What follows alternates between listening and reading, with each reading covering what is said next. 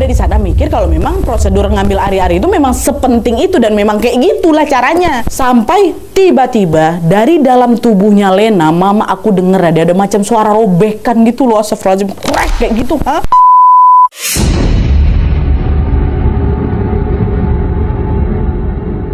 Oke, wajib kisah yang harus ceritakan malam ini dikirim sama kita yang bernama Mira dari Manado, Sulawesi Utara. Halo Mira. Nah, jadi kisah ini tuh terjadi di tahun 2004 dan dialami oleh Mira beserta sama keluarga besarnya, Wak. Jadi ceritanya pada masa itu keluarga Mira ini tinggal di sebuah desa terpencil di pelosoknya Manado. Di sana belum ada sinyal telepon, jalannya belum diaspal dan juga fasilitas kesehatan pun nyaris nggak ada di sana, Wak. Nah, karena akses yang terbatas, para ibu-ibu hamil di desa mereka jarang ada yang melahirkan di klinik atau di rumah sakit, Wak. Biasanya mereka-mereka ini akan melahirkan di rumah dengan dibantu dukun beranak atau yang di sana disebut sebagai biang kampung, ya. Nah, waktu itu sepupunya Mira yang bernama Lena lagi hamil besar, Wak, anak kedua. Sama seperti ibu hamil lainnya, Lena ini juga berencana untuk melahirkan ya udah di rumah aja dengan dibantu sama si biang kampung itu. Nama biang kampung yang ada di sana yang paling hits itu namanya Oma Lince. Oma Lince ini adalah langganannya ibu-ibu di desa mereka, Wak. Banyak yang percaya kali sama Oma Lince karena memang Oma Lince ini terkenal baik, terkenal lembut, terkenal pengertian, pokoknya recommended kali lah Oma Lince itu kan. Tapi di hari ketika Lena ini mau melahirkan, ternyata Oma Lince lagi nolongin persalinan di kampung lain. Jaraknya lumayan jauh tuh, Wak. Kalau nunggu Oma Lince balik pasti nggak keburu. Ini Lena udah mau melahirkan nih. Terus kalau misalnya mereka ngebawa Lena ke rumah sakit, nggak ada kendaraan umum waktu itu yang bisa nganterin Lena ke rumah sakit. Akhirnya di situasi genting itu keluarga pun memutuskan untuk minta tolong ke biang kampung lain. Ada lagi nih biang kampung lain namanya Oma Dorca. Oma Dorca ini umurnya sekitar 80-an tahun, Wak, tapi masih kuat, masih bisa beraktivitas seperti biasa.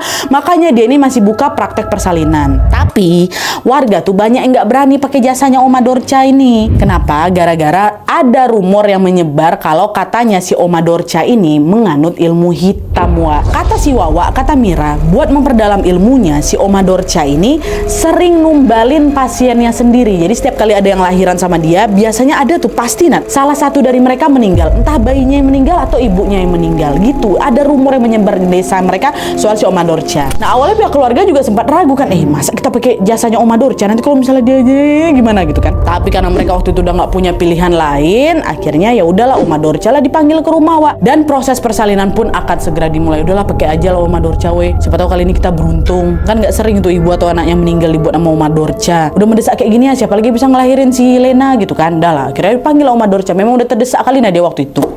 Dan nih, nah pas Oma Dorca datang, Wak, kontraksi yang dirasakan sama Lena udah makin intens lagi. Oma Dorca pun langsung masuk lah ini kan ke kamar dan memulailah persalinannya Lena. Waktu itu yang ikut nemenin di kamar itu ada Lena, suaminya Lena, sama mamanya Mira, mamanya Wawa. Terus ada Oma Dorca. Di situ Oma Dorca nyuruh si Lena ini ngejen kan. Ayo tarik napas, nak, buang. Ayo Lena, buang lagi. Ngeden lagi yang kuat. Terus gitu-gitu loh kan, dipaksa buat keluarin anak nih. Lena susah payah lah itu kan, Wak, ngikutin arahan Oma Dorca.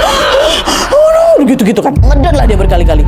Entah kenapa, Wak, kepala bayinya tuh belum juga mau keluar dan ngeden bukan main si Lena, enggak juga kepalanya keluar. Oma Dorca bilang ke Mama Mira, cepat ambil segelas air putih sekarang, katanya. Mama Mira pun langsung lah ngambil segelas air putih, dikasihlah ke Oma Dorca kan, Wak. Sesaat kemudian terlihat Oma Dorca ini lagi komat kamit merapal sesuatu. Dia bacalah ke air itu kan dah. Dia bilang, air doa ini buat melancarkan persalinan. Cepat bantu si Lena buat minum air ini sampai habis, kata si Oma Dorca. Dah lah, mereka langsung lah ngebantu siapa, Lena minum dulu Lena gitu kan. Dihabisin sama si Lena. Dan setelah melewati perjuangan yang melelahkan, ayo ngejar lagi gitu. Teriak-teriak si Lena ini kan. Alhamdulillah keluar itu, Wak, bayi dalam kandungannya si Lena. Lahir bayi perempuan. Semua yang ada di sana lega, bahagia. Alhamdulillah lahir ini cucu kita, anak kita, apa segala macam. Tapi di tengah kebahagiaan itu, Oma Dorca malah terlihat tegang, Wak. Gini berkerut kening dia kan, matanya menyorot tajam dan terus melirik ke sana kemari. Seolah-olah Oma Dorca ini macam lagi was-was belum lega tuh loh. Nanyalah mereka, ada apa Oma, kenapa? Ini udah lama nih ku tunggu sejak bayinya keluar, kok ari-arinya nggak keluar juga ya. Bahaya nih kalau ari-arinya ketinggalan di rahim, kata si Oma. Dan kalian tahu saat itu juga si Oma nih langsung, mohon maaf nih, Wak, ya, memasukkan tangannya ke jalan lahirnya Lena itu. Dan yang bikin kaget, tangannya Oma nih masuk sampai sebatas siku, kata mama aku Nadia. Sampai mohon maaf, Wak, sampai semasuk itu tuh, apa nggak teriak si Lena? Kena sakit. Paniklah mereka, Oma kenapa nih? Kenapa tangannya masuk sampai sedalam itu? Kasian itu Lena. Ini hari-harinya masih nempel ya, harus cepat diambil ini. Udah kalian jangan banyak tanya, biar biar Oma ambil dulu ari-arinya, kata si Oma. Diambilnya, Wak. Mereka yang ada di sana mikir kalau memang prosedur ngambil ari-ari itu memang sepenting itu dan memang kayak gitulah caranya. Jadinya mereka nggak berani komen apa-apa, Wak. Diam aja, tapi memang panik lah si Lena, ketakutan kayak gitu kok. Sampai tiba-tiba dari dalam tubuhnya Lena, mama aku denger ada macam suara robekan gitu loh, astagfirullahaladzim, krek kayak gitu, ha? Dan bersamaan dengan itu, Lena mendadak langsung pendarahan, Wak, sampai darahnya, mohon maaf ya, muncrat itu ke wajah Oma Dorca. Panik lah mereka, ya Tuhan, ngapa nih? Ngapa darahnya banyak kali, Oma, ini kita harus bawa dia ke rumah sakit, ini cepat lah, minta tolong sama siapapun bawa si Lena di rumah sakit. Nah, ngelihat keluarga panik nih, Wak, ya. Dengan sisa-sisa tenaga si Lena nih bilang kayak ini, udah nggak perlu, Lena nggak mampu, Lena nggak kuat, katanya. Udah, aku jangan ngomong aneh-aneh, kata Bang Mai. Udah, aku bertahan ya Lena ya, katanya. Di situ kesadaran Lena udah hilang muncul, Wak. Dia bilang lagi, mana bayiku sehat kan, bayiku cantik kan. Iya nak, bayimu sehat, kau juga mesti sehat ya. Senyum dia, Wak. Tolong namai dia Celia ya mak ya, katanya. Celia. Dan di detik itu juga senyumnya hilang, meninggal Lena langsung menghembuskan nafas terakhirnya, meninggal. Nengok Lena udah nggak bernyawa, histeris lah semua yang ada di situ kan. Lena, semua shock, semua pada nangis di situ, semua pada meratap. Dan di situ Oma Dorca langsung bilang, Lena nih meninggal karena ari-arinya sobek ya, kata dia kayak gitu. Tapi karena mereka semua di sana lagi shock, lagi sedih semua kan, Wak. Mereka nggak begitu menghiraukan ucapan Oma Dorca, tapi mereka ingat Oma Dorca ngomong kayak gitu, Lena ini meninggal gara-gara ari-arinya sobek. Itu aja yang dalam ingatannya keluarganya. Dah. Singkatnya, pihak keluarga pun segera langsung menyiapkan pemakaman untuk Lena, Wak.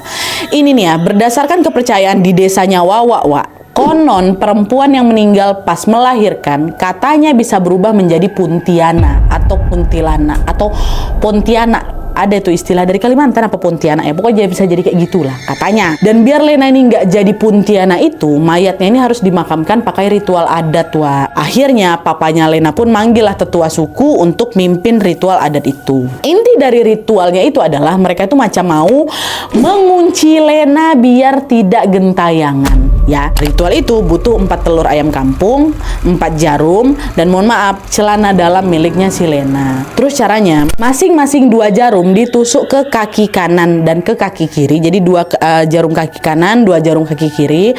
Terus 2 telur ayam diselipkan di bagian ketiak. Terus 2 telur sisanya diikat di bawah telapak kaki. Kenapa harus pakai telur, Nadia? Karena katanya Wawa, Puntiana tuh takut sama cangkang telur yang pecah, Wak. Telurnya pun makanya diselipin lah ke badan biar dia tuh nggak bisa gerak dan nggak bisa kemana-mana. Kalau dia gerak-gerak ini kan pasti telurnya pecah kan. Nah, makanya di telur itu ditaruh untuk jaga-jaga. Lalu yang terakhir adalah itu, mohon maaf ya, celana dalamnya si Lena yang diikat di bagian kepala sampai menutup mata biar Lenanya tidur dan nggak ngeliat apa-apa.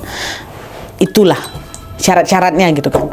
Dah, akhirnya setelah semuanya selesai, mayat Lena pun dipindahkanlah ke peti dan proses pemakaman baru bisa dilanjutkan lagi. Nah, setelah Lena ini dikubur, Wak, pihak keluarga tuh udah yakin betul kalau Lena pasti nggak akan gentayangan menjadi Puntiana. Menurut mereka kayak gitu.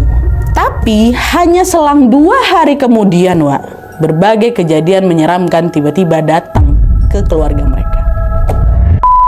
Jadi ceritanya, hari itu Mama dan papanya Mira, Wawa kita ini lagi ada acara keluar kota, Wak. Mereka berangkat dengan boncengan motor ya kan, ngeng gitu. Lalu di perjalanan pulang, tiba-tiba mereka berdua kecelakaan di lokasi yang lumayan jauh dari desa mereka. Kecelakaan bapak nih. Waktu itu belum ada jaringan telepon, Wak. Mereka nggak bisa lah ngabarin Mira kalau kami lagi kecelakaan, nggak bisa. Tapi untungnya salah satu tetangga mereka ada yang kebetulan lewat di situ. Jadi selagi papa mamanya ini dibawa ke puskesmas terdekat, tetangganya ini buru-buru pulang buat ngasih tahu si Mira. Nah, pas Mira tahu kalau mama bapak kok kecelakaan tadi di sini gitu kan. Mira panik lah, Mira nyusul lah ke puskesmas sama omnya namanya Om Teddy dan juga sepupunya namanya Ali. Mereka berangkat tuh bertiga naik 2 motor. Om Teddy bawa motor sendirian, Mira dibonceng sama si Ali. Waktu itu langit udah mulai agak gelap tuh, udah malam memang. Dah ngegas lah ini mereka mau ke puskesmas itu kan.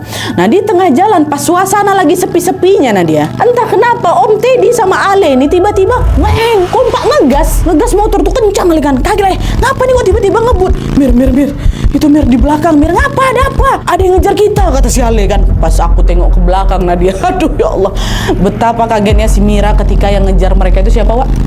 Puntiana. Hei Puntiana, Wak, le ngebut le, kata ini makanya aku ngebut, aku baca doa semua, kata si Ale kan. Mereka melaju kencang membelah jalanan yang gelap tanpa lampu penerangan sama sekali. Saking ngebutnya Wak, sampai-sampai mereka nggak ngeh kalau di depan sana ada belokan. Dan di bawah belokan itu ada jurang Wak, dalam kali jurang itu. Ale sama Om Teddy untung langsung banting setir, tapi gara-gara mereka masih ngebut ya, mereka oleng lah waktu banting setir itu kan, nabrak lah deretan pohon bambu di pinggir jalan itu. Kecelakaan juga kami. Tapi untungnya mereka nggak luka parah Wak, cuman shock dan lecet-lecet aja. Untung sempat banting setir lah itu. Tengok belakang Puntiana udah nggak ada, hilang tak kemana ya kan. Om Teddy langsung bilang, ya ampun syukurlah ini Puntiana udah pergi. Kalian nggak apa-apa kan? Yang tenang ya, tarik napas. Udah kita lanjut lagi jalannya pelan-pelan. Nanti biar luka yang lecet-lecet di sekalian kita obatin aja di puskesmas. Kecelakaan juga mereka bertiga Wak. Udah pergilah ini mereka kan. Untuk motornya masih bisa didupin tuh Nadia. Ngegas lah kami pelan-pelan waktu itu kan. Nyampe lah di puskesmas tempat mama bapak si Mira kan. Mira langsung lah ngecek keadaan orang tuanya. Ternyata Wak, luka orang tuanya si Mira itu lebih parah lagi dibanding mereka. Gigi mama aku sampai patah Nadia. Untung udah diobatin juga. Waktu nengok si Mira datang, gantian lah mama bapak yang nanya kan, kalian kenapa kok kalian pula yang lecet-lecet datang ke sini? Habis jatuh kalian ya? Iya Pak, tadi kami kecelakaan di jalan gara-gara kami ngebut banting setir. Ya ngapa kalian ngebut-ngebut? Macam mana nggak ngebut Pak? Kami dikejar Puntiana, kata si Mira. Hah? Dikejar Puntiana? Kok bisa? Nggak tahu aku Pak, Puntiana tuh tiba-tiba muncul ngejar kami. Terus bapak ngomong apa? Kok bisa sama ya nak? Bapak sama mama ini juga kecelakaan gara-gara ngebut dikejar Puntiana. Mama bapak juga kecelakaan gara-gara itu Wak. Om Teddy dipanggilkan, abang juga digitukan bang? Iya, kami juga di jalan tadi dikejar Puntiana makanya ngebut kayak gitu. Kecelakaan kami. Kok bisa sama ya? Kata mereka berdua kayak gitu. Nah teror Puntiana yang tiba-tiba muncul ini Wak, akhirnya menyisakan misteri lah di benak mereka. Mereka percaya perempuan yang meninggal pas melahirkan kan bisa berubah jadi Puntiana kan Wak. Dan satu-satunya kerabat yang baru saja meninggal karena melahirkan, dia cuma si Lena. Lena baru dikubur 2 hari yang lalu loh. Apa mungkin sosok ini yang jadi Lena nih? Lena nggak Pak, jangan-jangan kata ibu. Nggak mungkin lah, nggak mungkin si Lena gentayangan. Kan kemarin dia dimakamin udah pakai ritual adat. Harusnya udah aman sih Bu. Udahlah itu paling cuma kebetulan aja. Kalaupun itu Puntiana, pasti itu bukan Puntiana Lena. Kata bapak Om Teddy juga, iya sih Kak. Kan kemarin kita udah ya, gitu segala macam. Mereka nggak percaya nih kalau Puntiana yang ngejar mereka itu Lena. Udah lah nih, singkatnya setelah semua urusan di puskesmas itu selesai, mereka udah agak enakan, mereka balik lawak ke rumah. Sesampainya di rumah, mereka langsung disambut sama Tante Ina. Tante Ina ini siapa? Istrinya Om Teddy yang tadi ikut kan. Nah di situ mereka cerita lah kalau, Ina, kalian tahu nggak? Kami ternyata sama-sama, boleh tadi itu lah semua diceritain kan. Mereka kecelakaan gara dikejar sama Puntiana. Nah pas dengar itu, shock Tante Ina Wak deh. Serius? Kau tuh kayak gitu? Iya betul. Apa? Astaga. Ngapa nih Nah? Ini bang, Kak, tadi aku dapat cerita juga dari tetangga sebelah soal Puntiana. Oh ya, ada apa? Katanya tadi malam nih lah, sekitar jam 1 malam, dia dengar ada suara ribut-ribut di dapurnya. Pas dicek ternyata ada Puntiana di situ lagi ngebongkar belanga, lagi ngebongkar kuali besar itu tempat dia masak nasi. Puntiana tuh macam lagi nyari sesuatu gitu loh Wak, di bawah situ nggak tahu dia lagi nyari apa. Dan pas diperhatikan sama si tetangga ini, barulah dia sadar Puntiana tuh Lena Kak, katanya kan. Syok lah, Lena, gak mungkin lah si Lena digentayangan, kan kita udah ritual. Itulah saya juga udah bilang kayak gitu sama si tetangga tuh, tapi dia yakin kali itu Lena. Ketakutan kok dia sampai pingsan. Kalau lah memang betul tuh Puntiana yang dia tengok itu Lena, bisa jadi juga Puntiana yang ngejar kalian tuh Lena juga, kata Tante Ina. Gak mungkin. Udah gak usah kita bahas lagi, Lena udah tenang di sana, kata si pihak keluarga Mira. Dan pihak keluarga sana juga gak percaya Wak kalau si Lena ini gentayangan jadi Puntiana. Balik lagi karena mereka udah lakukan ritual. Tapi Nadia nyatanya, kata si Wawa nih, makin hari makin banyak juga cerita warga yang cerita soal Puntiananya Lena. Ada yang dikejar waktu lagi naik motor, ditampain di depan rumah, dengar suara perempuan nangis dan lain-lain. Itu berhari-hari tuh kayak gitu. Terus kami dapat laporan dari tetangga-tetangga. Balik lagi pihak keluarga kami nggak percaya, nggak mungkin. Mana mungkin Lena jadi Puntiana? Kan kemarin ada gitu-gituin lagi kan. Bahkan tetua suku juga kan yang mimpin ritualnya. Kemarin waktu kita kecelakaan dikejar sama Puntiana itu pasti cuma kebetulan aja. Desa kita ini juga banyak Puntiana kan, tapi itu mungkin bukan Puntiana Lena. Lena pasti udah tenang di sana. Pihak keluarga kami dia terus menyangkal akan hal itu. Sampai akhirnya gantian kami yang ditengokin sendiri. Waktu pihak keluarga kami yang kecelakaan kan yang ditengok Puntiananya aja kan. Mukanya kan kami nggak nengok jelas ya kan. Orang-orang yang bilang kalau misalnya muka itu mukanya Mbak Lena, makanya kami nggak percaya. Inilah sampai ada satu kejadian itu langsung kami nggak ding itu Lena. Jadi ceritanya Wak, suatu malam Mira sama keluarganya ini udah siap-siap mau tidur. By the way, di rumahnya si Mira itu cuma ada Mira sama orang tuanya aja ya. Nah terus tiba-tiba sekitar jam 11 malam terdengar ada yang ngetok pintu rumah. Tek tek tek. Nah, mereka kebangun lah heran. Siapa yang bertamu semalam ini ya kan? Masih muncul tuh suara ketuk tuk tuk tuk tuk. Siapa? Kata mereka di dalam. Gak ada jawaban. Mereka nanya lagi. Tuk Iya siapa? Terdengar Wak, ada yang nyaut dari luar. Aku mau masuk Katanya, wah dengar itu nge-freeze aku langsung dia. Kami bertiga padang-padangan di situ. Itu suara siapa? Suara Lena. Suara Lena. Saking kaget sampai kami tuh nggak berani jawab apa-apa nada. Mak, digedor lagi, dikencang lagi gedor itu. Dan di saat yang sama mereka juga dengar ada suara anak ayam bekokok. Wah, macam ada rombongan anak ayam tuh Nadia lagi datang ngelilingin rumah kami. Oh, suaranya rame kali itu. Sound menyaut. Ini suara anak ayam nih. Mereka diam aja di situ. Mereka nggak berani mendekat ke pintu. Mereka nggak berani mendekat ke jendela. Mereka diam lah itu bertiga sampai suara-suara itu hilang sendiri. Dah, itu yang aku sama keluarga aku Nadia ya. Di malam berikutnya teror ketukan pintu dan suara anak ayam itu muncul lagi Wak. Bahkan makin lama ini kejadian makin parah lagi sampai akhirnya memuncak di malam ke-14 setelah si Lena ini meninggal. Jadi setelah yang malam pertama kami diganggu sama suara ketok-ketok suara Lena sama ayam-ayam itu Nadia, besoknya ada lagi dengar kayak gitu. Besoknya ada puncak ini di hari 14 ya. Nah, jadi Wak, di hari ke-14 ini si Mira tiba-tiba ngerasa perutnya sakit. Mama bapak langsung bawalah periksa ke mantri, ya kan, petugas kesehatan di desa. Nah kata mantri Wak, Mira ini cuma kecapean aja karena mahnya kambuh. Dikasihlah obat mah sama mantri kan. Tapi setelah obat itu aku minum Nadia, aku nggak ngerasain efek apa-apa. Nggak hilang sama sekali sakitnya, yang ada badan aku malah panas tinggi. Terus bagian panggulku tuh macam mau patah rasanya. Heran mau bapakku, kalau sakit mah biasanya harusnya nggak sampai kayak gini lah. Ini pun juga udah dikasih obat. Ini jangan ada nggak beres nih sama anak ini katanya. Curiga ada sesuatu, mama bapak Mira langsung minta tolong ke salah satu kerabat mereka yang lumayan tajam lah ini, lumayan bisa nengok lah gitu kan, namanya Om Roni. Nah pas Om Roni ini ngecek kondisinya Mira, Om Roni kaget Wak di situ. Dia ngomong apa? Bang, Mira ketempelan Puntiana. Kok bisa? Puntiana ini datang dari mana? Kata mama ya, dia nggak datang dari mana-mana kak. Dia emang tinggal di sini. Lena nih, kata si Om Roni. Lena jadi Puntiana? Iya kak. Lena yang udah nempel di badannya Mira. Ini Mira lagi sakit di bagian panggulnya kan. Itu karena Lena mau Mira ngerasain apa yang dia rasakan di momen terakhir hidupnya. Lena meninggal waktu melahirkan kan kak. Nah, kurang lebih kayak gini lah. Apa yang dirasain sama si Mira tuh kayak gitulah rasanya. Gitu. Di situ aja Mira udah pucat kali Wak. Lingkaran matanya nih udah warna biru kehitaman kata mau bapak ya. Persis macam mata Puntiana lah. Itu aku udah nggak tahu lagi sakit macam mana. Sakit kali katanya kan, udah nggak tega nengok kondisinya si Mira. Bapaknya udah nggak deny lagi soal nggak mungkin Lena jadi Puntiana, nggak ada kayak gitu lagi. Udah kayak ini gimana nih cara ngobatinnya? Udah sekarang tolong kakak siapin sepotong jahe. Semoga aku bisa bantu ngelepasin Puntiana dari jahe itu. Nah jahe lah dikasih kan, Om Roni langsung ngedoain jahe itu dan minta Mira untuk dah aku kunyah nih jahenya. Jadi kunyah pedas untuk aku kunyah terus. Tiap habis didoain lagi, kunyah lagi sampai akhirnya Mira berangsur-angsur membaik. Wah. Mereka nyuruh lah Mira istirahat kan, istirahat dulu nak. Nah selagi Mira ini istirahat Wak, di sekitar jam 1 malam datang lagi kejadian ini. By the way di malam itu di rumahnya si Mira ini ada Oma, neneknya Mira dan juga neneknya Lena. Terus ada mama, papa, Om Roni ya. Oma datang juga ke rumah mau jagain si Mira nih. Nah tiba-tiba jam 1 malam Oma dengar Wak, ada yang ngetok pintu rumah. Gitu. Karena Oma udah pernah dengar cerita dari anak-anaknya kalau Puntiana datang dengan ngetok pintu. Oma udah ini Puntiana lagi nih. Puntiana datang nih. Dan ternyata betul Wak. Sambil terus ngetok itu rumah Wak ya, terdengar ada suara perempuan ngomong. Tua, buka pintunya Tua. Dengar itu Oma langsung tahu Lena ini. Lena, dan memang biasanya Lena manggil Oma tuh dengan sebutan Tua Wak. Tapi situ Oma diam ya. Nangis Oma di situ. Terus tiba-tiba suara ketukan itu berubah jadi suara garukan kucing Wak. Garukan kuku kucing tuh. Tua, ini aku Tua, buka pintu Tua. Oma diam aja.